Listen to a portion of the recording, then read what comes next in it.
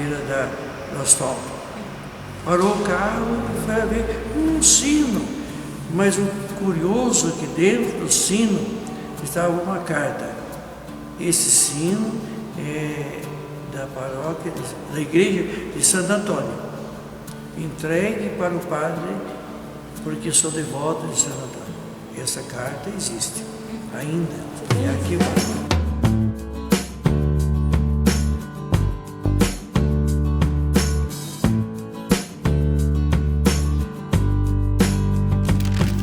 Estou devolvendo o sino de Santo Antônio do Pinhal, pois sou devoto.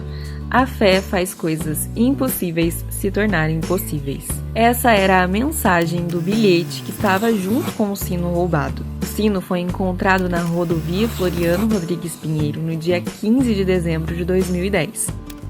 Quem levou o sino certamente teve muito trabalho. Ele pesa 50 quilos e estava no topo da torre de 27 metros de altura. A escadaria é estreita e a porta da igreja foi aberta sem arrombamento. O roubo do sino da paróquia de Santo Antônio do Pinhal foi um acontecimento inusitado em dezembro de 2010, que deixou a cidade inteira chocada e viramos notícia na região. Mas foi um transtorno enorme na cidade. Teve uma repercussão drástica na vida do povo, foi uma choradeira e daí vem a Rede Globo e fez entrevista nesse mesmo lugar. E era o Jonathan que estava entrevistando, disse, padre, mas este sino de muito valor para a comunidade. Ele aparecendo, o ladrão tem perdão. Falei, o plano de Deus não ficou nenhum pecado sem perdão. História não é um amontoado de datas e nomes.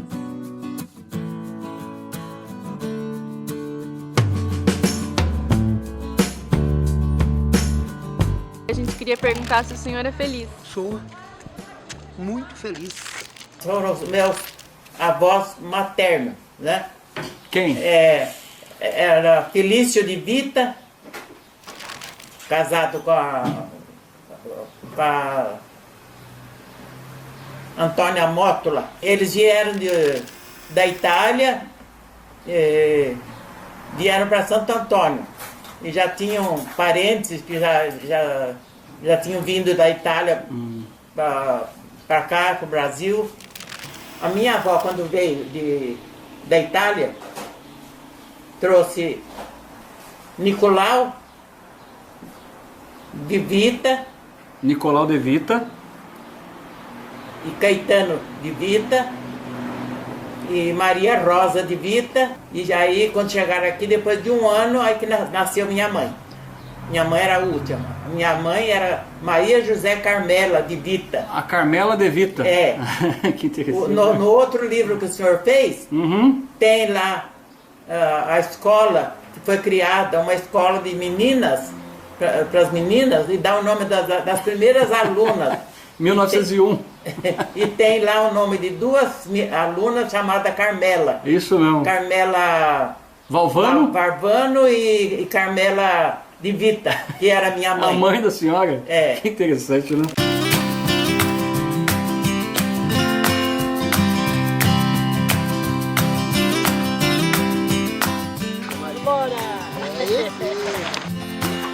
História é a raiz que carrega o início da nossa tradição.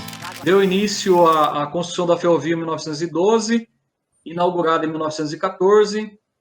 Uma viagem que se levava 10 horas no lombo do burro, começou a ser feita em 3, 4 horas, na automotriz da Estrada de Ferro, né?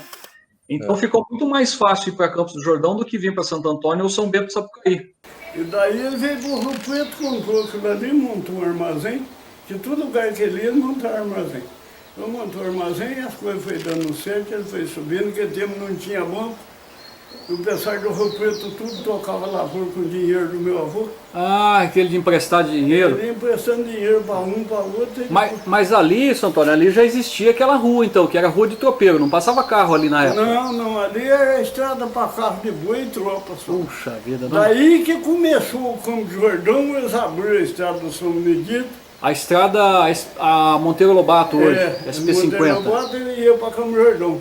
Daí aquele doutor cabeçudo lá de São Paulo, o doutor Gavião, doutor Raul Barbosa Lima, vinha para Campos Jordão, vinha posar na casa do meu avô no Rio Preto. Porque estava na beira da estrada. Tava na beira da estrada. Então favoreceu ele a estrada. Ele comia ali, bebia, o Demar de Barro posou na casa do meu avô. Nossa, ele tinha de tudo ali também. Tinha tudo ali. Então ele arranjou uma amizade com esse povo graúdo e ele queria estudar o filho dele não queria estudar de jeito nenhum, ele estudou a tia Dair. Só a dona Dair que foi estudar em São Paulo? Mandou a tia Dair para o colégio em São Paulo e os homens arrumaram para ele lá, ele mandou. Ele só tinha segundo ano de escola.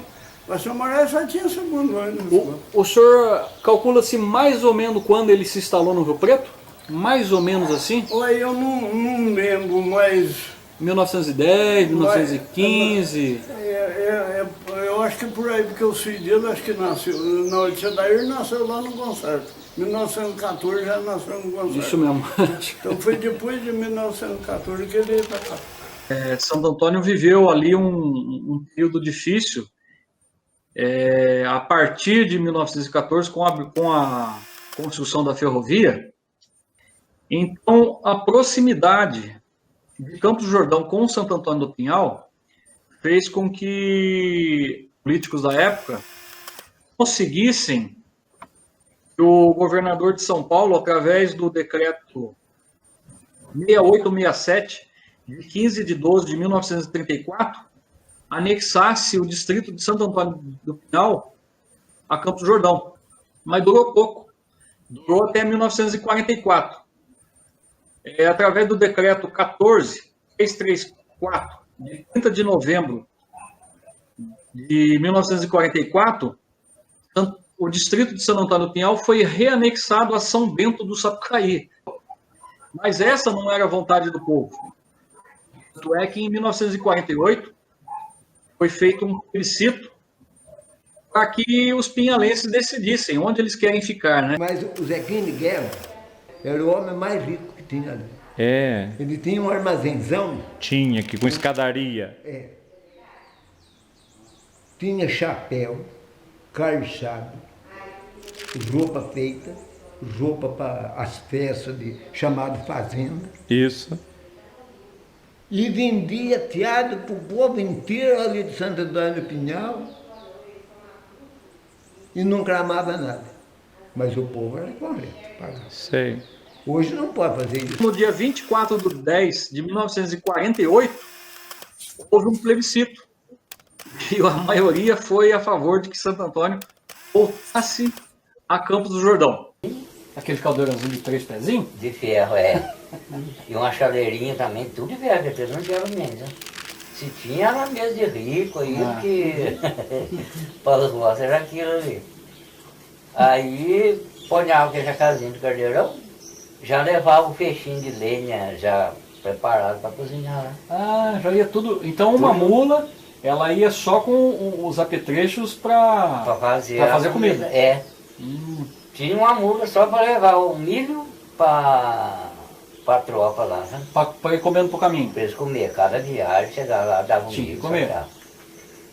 Então eu levava o milho, a trempa, o jacazinho de caldeirão e o mantimento, né? Arroz, feijão, açúcar, coisas. Era um jacá de cada lado e o peso tinha que ser igual dos dois lados, não podia ser diferente. Não podia dar diferença. Então essa mula que levava esse peso, ela levava, por exemplo, os outros burros estavam com 4 caixas de mandioca, os 2 sacos qualquer de batatinha, produto que fosse, né? Correspondia a 120 quilos. Então ela levava a questão de a metade daquele peso para poder levar essa trouxa tudo. E no máximo 120 quilos também cada animal. Era de 120 quilos cada animal. E o que era a comida? Qual que era a comida? A comida naquele tempo era a maior parte era quilera, né? Porque o arroz naquele tempo era na mesa de rico. É difícil, né? Então nós levava quilera, naquele tempo tinha muita fartura de porco, então cor de porco cozinhar no meio da quilera ali. Enfim, era essa feijão? A rotina, o feijão, quero isso. Uma comida rápida e forte, e fazer sustância, né? Olha, o negócio aí é o seguinte. Meu pai me criou eu num tipo de cachorro na corrente. Sei. O senhor é o filho mais velho, né? O mais velho. Só trabalhava, ia na Aparecida do Norte uma vez por ano junto com a Romaria. Fazia umas camisas de flanela.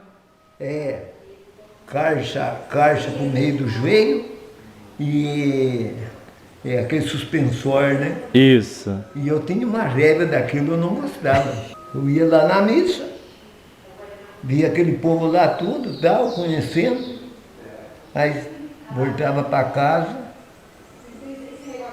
na segunda-feira, a enxadinha, trabalhava. Sim. Não tive que dizer estudo, mas tudo, a cabeça é o melhor estudo.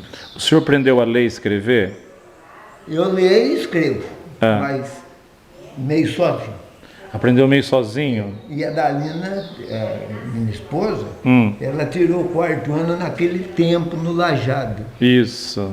Então, sabidinha, muito tal, ela escrevia, anotava, todas as coisas.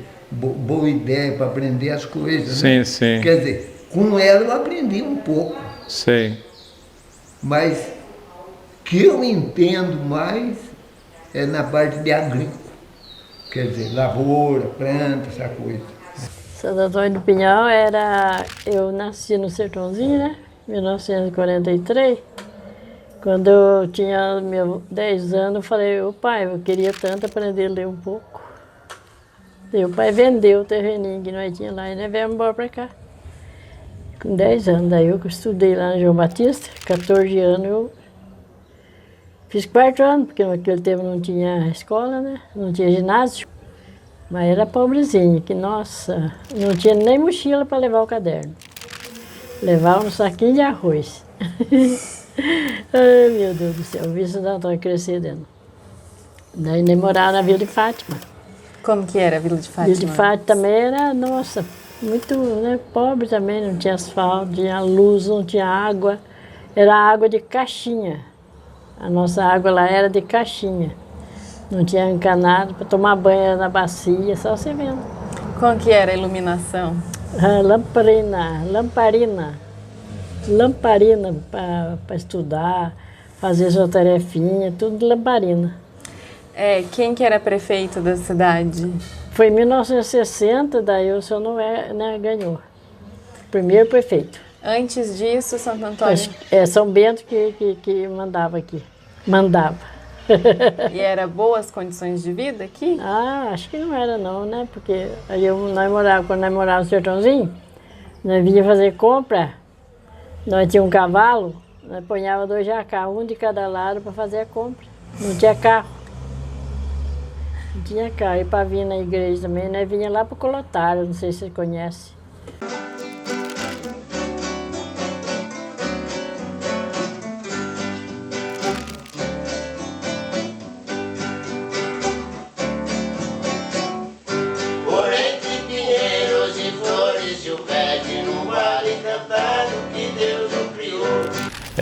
Tem gente que confunde a emancipação política da cidade, o início do povoamento, são datas completamente diferentes. Emancipação da cidade é 26 de janeiro de 1960. O povoamento ele se deu bem antes da criação da freguesia, que é 23 de março de 1861. Minha mãe era muito católica, nossa senhora. Ela comprava lã para fazer patinho para dar para a criança que vai nascer ainda. A devota de tratar de socorrer criancinha, né? Era muito religioso. Muitas das construções trazem as crenças e a fé das pessoas, como a igrejinha do Joaquim Alves. Poucos sabem, mas a dona Maria Ferreira de Lima, a mulher do Joaquim Alves, não queria que os filhos fossem para a guerra. Ela fez uma promessa para São Sebastião. Prometeu que se os filhos não fossem convocados para a guerra, construiria uma igreja em sua devoção como forma de gratidão. Nenhum de seus filhos foi convocado para a guerra. Mas ela não tinha dinheiro para construir a igreja, até que o padre ficou sabendo da história e começou a pedir para os fiéis contribuírem com a construção da igreja. E toda a gente ajudou de alguma forma para que a igreja fosse erguida. A minha mãe tinha 6 filhos, certo? E os filhos estavam crescendo. Daí ela ficava fazendo promessa para São Sebastião que se der não fosse para a guerra, ela ia fazer uma igreja de São Sebastião, por isso que a igreja está ali. A Revolta dos Canos. Noé Alves Ferreira foi poupado de ir para a guerra graças à promessa de sua mãe. Foi vereador de São Bento, enquanto nossa cidade era distrito de lá. Em tempos de eleição, a promessa política era o melhoramento do abastecimento de água da então Vila Santo Antônio. Imediatamente, o prefeito enviou a Santo Antônio canos suficientes para melhorar o abastecimento de água. Tudo isso aconteceu em agosto de 1959. Porém, depois que as autoridades foram empossadas em São Bento de Sapucaí, bem como os vereadores que representavam o distrito, os canos continuaram empilhados na Praça da Igreja Matriz. No dia 16 de janeiro de 1960, o prefeito Benedito Gomes de Souza ficou sabendo pelo seu advogado que Santo Antônio do Pinhal, em poucos dias, se tornaria um município por decisão do Supremo Tribunal Federal. Souza mandou buscar os canos de volta para São Bento de Sapucaí. Noé Alves, então vereador, deu contra-ordem e solicitou aos funcionários da prefeitura que descarregassem os caminhões. O povo, indistintamente, homens, mulheres, jovens e crianças, ajudou a amontoar os canos na Praça da Igreja Matriz. Dia e noite, o povo guardou os canos. Com ordem do Monsenhor Azeredo, os canos foram guardados dentro da Igreja Matriz. Durante 4 ou 5 dias, os grossos canos enchiam a igreja. Santo Antônio do Pinhal foi distrito de São Bento de Sapucaí durante 100 anos. E no dia 26 de janeiro de 1960, Santo Antônio do Pinhal voltou a ser município independente de São Bento de Sapucaí. Com um acordo amigável, Noé Alves devolveu os canos para São Bento. Isidoro César Granato. O senhor é filho de quem? Pietro Isidoro Granato. Porque a bexiga não foi aqui então, o problema da bexiga.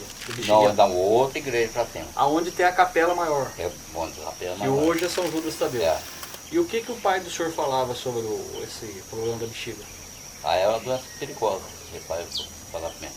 Em São Antônio do Pinhal, os soldados ficavam lá nas entradas de São Antônio do Pinhal. Se viesse os defuntos lá, os caixões de ponto, tem que voltar para trás e portar aí nesse lugar aí. Ah, não podia sair daqui? Não podia sair daqui. É a doença perigosa, naquele tempo é perigoso a doença. Então, mas aconteceu aqui então, e daqui não podia ir para lá? Não podia ir para lá. Aqui dos morros também, do Pietro Valvano também, morreu de sair também. E o também não morreu de sair também, foi sepultado aí também. Tinha outro cemitério na igreja. Na capelinha dos Moura? Dos Moura, é. Ah, mas então o Pietro Valvano foi ali, não foi aqui? Não era aqui não. Mas será que ainda tem ossos ali ainda onde foi feito? Foi feito o cemitério ou foi mais ou menos enterrado em qualquer lugar? Diz que passado uns tempos do meu avô não estava mais aqui. Diz que um cachorro foi lá, meu pai contava pra mim, foi lá e desenterrou lá a ossada de ponto. Daí o cachorro veio e foi lá no Baixadão do Fim. Foi na casa do Ronaldo, onde ficou ruim no mesmo dia, na mesma hora, o dono veio por aqui fora também. Caramba, não deu certo.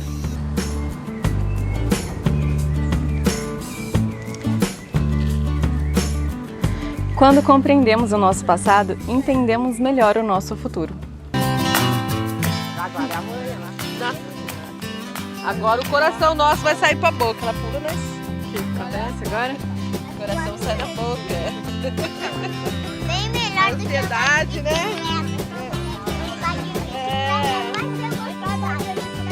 Sabia, pô? 13 de junho foi uma data em que a igreja achou interessante, junto com a prefeitura, de comemorar, mas não é o aniversário do santo, não tem a ver nem com a emancipação e nem com o povoamento. Pelo que eu já encontrei, ela começou já aí uns 30 anos atrás, que até então não era Santo Antônio que se comemorava, era a festa do Divino, que era a festa mais forte e ainda é em diversas cidades, né? do Brasil. Santo Antônio porque a cidade tem o mesmo nome do santo de doação dos doadores das terras, né? Lá em 1856. Conta pra mim como que era uma festa. A festa era linda. Eu fui festeira do Divino, acredita? Minha mãe é muito religiosa. Todo ano aparecia do norte. Tinha que ir, sabe? Porque a minha avó não queria vir para o Brasil, porque disse que as casas do Brasil eram casas de palha, vinha de noite um malfeitor dava um empurrão na casa, a casa caía. Então ele disse que não era assim, não. E até que ela resolveu vir embora. Ela veio junto com as irmãs. E vieram direto para Santo Antônio. Os italianos vinham de lá e tinha italianos que estavam aqui e fornecia o material para eles sair vendendo. Né? Inicia-se a Comissão Emancipadora a buscar ideias para poder se emancipar de fato. A senhora lembra da posse do Noé? Lembro, festão. Como é que foi? Festão daquilo mesmo. Foi aonde? Foi na cidade ali. Às 6 horas da tarde, na hora da Ave Maria.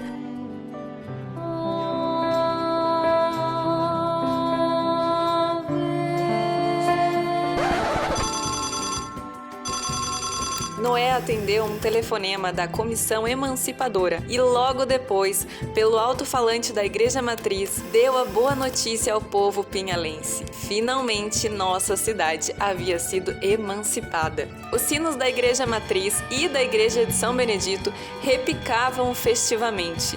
Os canos foram retirados de dentro da igreja pela grande multidão de pessoas e em pouco tempo a igreja já estava limpa e em ordem para que o Monsenhor João José de Azevedo, com mais 2 padres, celebrassem à meia-noite, no dia 26 de janeiro de 1960, a primeira missa de ação de graças do novo município. A festa continuou noite adentro. O povo cantava, rezava, chorava de alegria e emoção.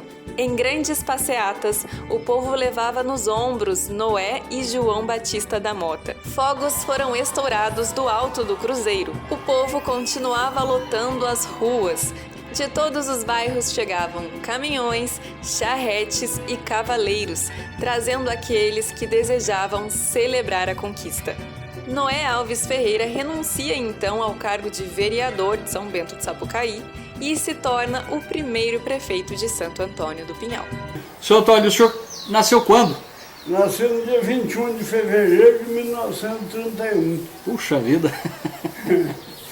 Bom, e senhor Antônio, já para entrar na conversa, o avô do senhor, o Bastião Moraes, foi dono de um terreno lá no Rio Preto. Ele foi dono lá do Caçanunga, num pedaço de terra, depois comprou o Rio Preto ali. Esses tempos, o Dito Pimenta não contou para mim de quem que comprou, eu não sei. O Dito Pimenta foi do Joaquim Quintino. Falei, deve ser, porque ele tinha muita amizade com o Quintino, então deve ser.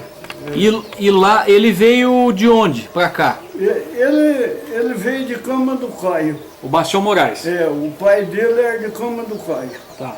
E daí ele mudou, comprou o terreno que foi do lado do Siqueira. Lá ele tinha tropa. Ele sabia fazer tudo, trabalho de carpinteiro. O Bastião Moraes? O pai do Bastião Moraes. Ah, o pai dele? Antônio Moraes. Puxa vida! E daí ele veio de Cama do Caio. E o meu avô veio pequeno para cá. Ele contava que quando acabou a escravidão, ele tinha 14 anos.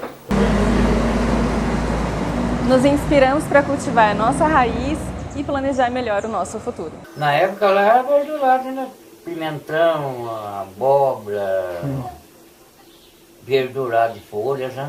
Já tinha. Já tinha cenoura, beterraba, nabo, que teve, dava muito. Nesse tempo nós já plantava tomate também. Ah, já? Mandioquinha salsa, batata doce. Ô, louco, mas dava mandioquinha ali? No gajado? Terra de mandioquinha ali, rapaz.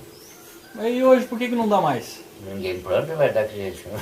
Porque no dia do meu casamento, 1963, Eu saí dali da Vila de Fátima a pé, segurando na mão do meu padrinho, arrastando a saia no chão. E era como a estrada? Era a terra. E o vestido chegou lá que cor? Chegou lá com a barra toda encardida. Pena que eu não pude tirar uma foto, né? Naquele tempo não tinha jeito.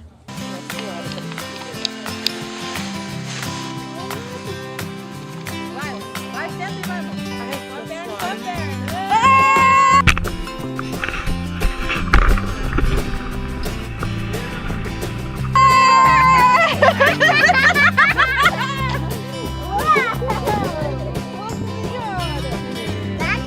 Que coragem! História tem vida. Alguém sofreu, lutou, se apaixonou, acreditou que era possível, foi lá e fez. Além de que, conhecer a história torna a vida muito mais interessante. Pois passamos a valorizar o lugar onde moramos.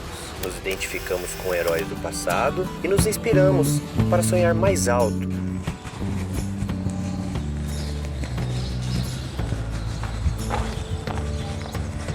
Por isso é tão importante contar e recontar a história de Santo Antônio do Pinhal.